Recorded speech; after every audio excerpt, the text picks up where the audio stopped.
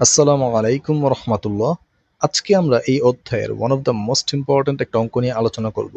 একটা কোম্পানি আছে যার নাম হচ্ছে জুলিয়েট কর্পোরেশন। তারা মূলত একটা সিদ্ধান্ত নিয়েছে, তাদের যে এভারেজ কালেকশন পিরিয়ড, মানুষকে আগে তারা 40 দিন সময় দিত, এখন 40 দিনের জায়গায় 30 দিন সময় দিবে। তাদের যে মেয়াদটা তারা শর্ট করে আনবে। আগে তো মানুষকে মেয়াদ দিত যে 40 দিনের মধ্যে টাকা পরিশোধ করতে হবে, কিন্তু এখন এই টাইমটা শর্ট করে 30 দিন মেয়াদ দিবে।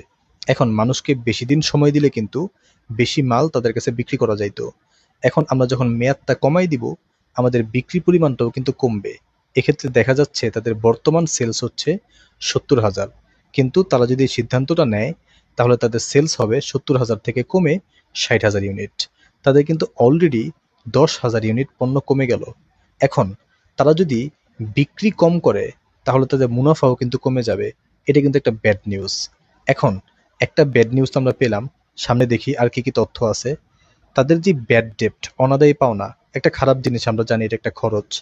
আগে তাদের খরচ হইতো 3%, কিন্তু তারা যেহেতু টাইমটা শর্ট করে আনবে, মানে দ্রুত টাকাটা কালেক্ট করবে। দ্রুত যদি টাকা কালেক্ট করে তাহলে কিন্তু একটা সুবিধা আছে, তাদের যে অনাদায়ী পাওনা, সে অনাদায়ী পাওনা হওয়ার সম্ভাবনা কমে যাবে। এই জিনিসটা তারা এখানে বলছে। আগে 3% অনাদায়ী পাওনা হইতো, এখন তাদের অনাদায়ী পাওনা হবে 2%। তাদের ব্যাড ডেপ্ট কমে যাচ্ছে। এটা কিন্তু একটা গুড নিউজ। এখন একটা গুড নিউজ পেলাম, একটা ব্যাড নিউজ পেলাম, দেখি আরো কোনো গুড নিউজ বা ব্যাড নিউজ সামনে আসে কিনা। তারা যে আর্লি টাকাটা কালেক্ট করবে, এই কালেক্ট করতে গিয়ে তাদের কিছু কালেকশন চার্জ আছে, আর সেই চার্জটা হচ্ছে 5,000 টাকা। একদিকে তো ভাই আমার বিক্রয় কমে যেতেছে, মুনাফা কমতেছে, একটা ব্যাড নিউজ। আরেক দিকে আরেক ঝামেলা মাথায় এসে বসলো, সেটা হচ্ছে কিছু কালেকশন চার্জ আমার দিতে হবে, তাহলে দ্রুত টাকাটা কালেক্ট হবে। এই হইলো আরো একটা ব্যাড নিউজ। দুইটা ব্যাড নিউজ আমরা পাইলাম। আচ্ছা, এখন আপনাদেরকে আমি একটা গুড নিউজ দেই। আগে যখন আমরা 70,000 পিস পণ্য বিক্রি করতাম, সুতরাং এই পরিমাণ উৎপাদন করতে হইতো এবং এই পরিমাণ টাকা আমাদের খরচ হইতো, মানে এই পরিমাণ টাকা বিনিয়োগ করতে হইতো। কিন্তু এখন যখন আমরা 60,000 পিস মাল বিক্রি করব, এখন তো আমাদের 70,000 পিস উৎপাদন করতে হবে না, আমাদের কিছু পণ্য কম উৎপাদন করতে হবে। সুতরাং আমাদের বিনিয়োগের পরিমাণটাও কমবে। এখন আমরা যেহেতু কম পরিমাণ টাকা বিনিয়োগ করতেছি, সুতরাং আমাদের কিছু বিনিয়োগের খরচও বেঁচে যাচ্ছে। এখানে কস্ট অফ ইনভেস্টমেন্ট কত? 20%। আমি যেহেতু এইখানে আমাকে টাকা বিনিয়োগ করতে হচ্ছে না, এই টাকাটা কিন্তু চাইলেই আমরা অন্য কোথাও বিনিয়োগ করতে পারি এবং সেখান থেকে কিছু টাকা পয়সা আমরা কামাই করতে পারি, এবং সেই কামাইয়ের পরিমাণ কত? 20%। এটা কিন্তু আমার একটা গুড নিউজ। যেহেতু আমার কম বিনিয়োগ করতে হইতেছে, আমার খরচটা কিন্তু বেঁচে যাইতেছে, তাই না? এখন আরো কিছু তথ্য আছে যেগুলোর প্রতি আপনাদের খুবই মনোযোগ দেওয়া উচিত।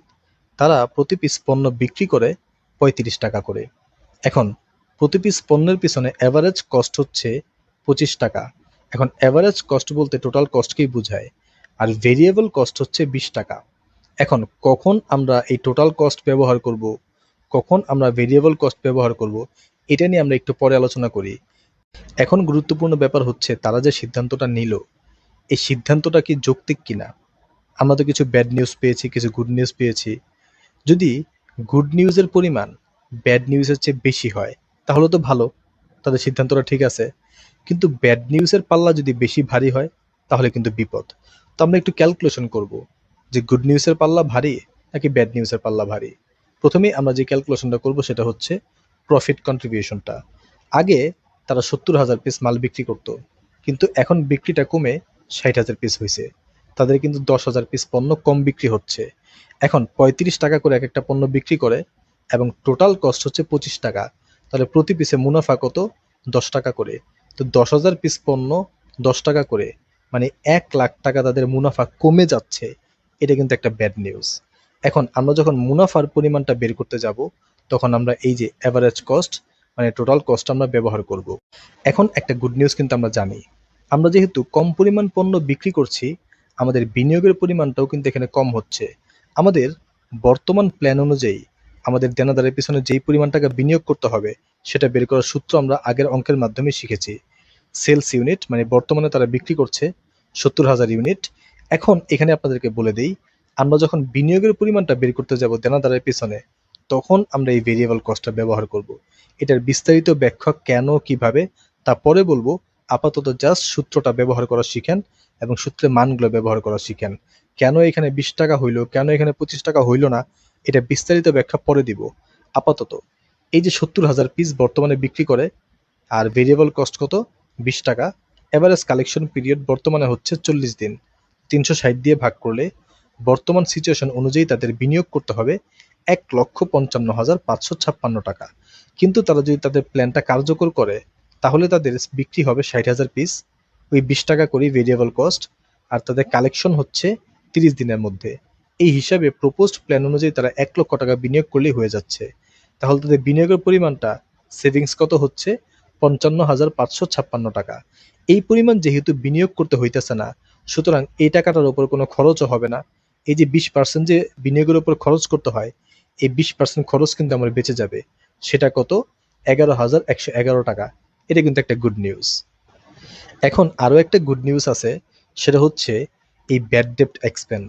আমার ব্যাড ডেপ্ট এক্সপেন্স বর্তমানে হচ্ছে 3%।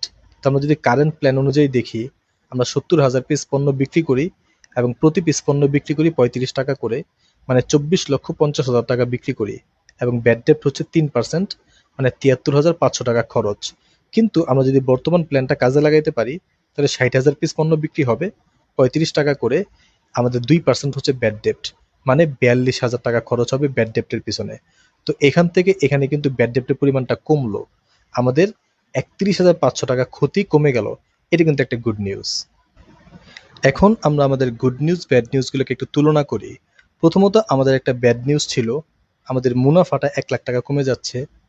আরও একটা ব্যাড নিউজ ছিল, আমাদেরকে 5,000 টাকা এক্সট্রা খরচ করতে হচ্ছে। তো টোটাল কিন্তু আমাদের লস হচ্ছে 1,05,000 টাকা। আমাদের ব্যাড নিউজ হচ্ছে 1,05,000 টাকা। কিন্তু আমাদের গুড নিউজ হচ্ছে দুইটা। আমাদের এই যে ব্যাড ডেপ্ট, আমাদের 31,500 টাকা ব্যাড ডেপ্ট আমাদের কমছে, সুতরাং এটা একটা গুড নিউজ। আবার আমরা যে বিনিয়োগ করছিলাম, ওই বিনিয়োগের পরিমাণটা কম ছিল। ওই বিনিয়োগ কমার কারণে আমাদের 20% খরচ বেঁচে যাচ্ছিল, আর সেটা হচ্ছে 11,111 টাকা। তো আমাদের গুড নিউজ হচ্ছে 42,611 টাকা, আর ব্যাড নিউজ হচ্ছে 1,05,000 টাকা। আলটিমেটলি কিন্তু আমাদের ব্যাড নিউজের পরিমাণটাই বেশি। তো এখন আর সিদ্ধান্ত দিতে কিন্তু আর কোনো কিছু চিন্তা করতে হয় না। আশা করি আপনারা খুব সহজেই এই সিদ্ধান্তটা দিতে পারবেন যে জুলিয়েট কর্পোরেশন যে ডিসিশনটা নিল, এটা কি ঠিক নাকি ব্যাঠিক? চিল্লায় কন, ঠিক না ব্যাঠিক?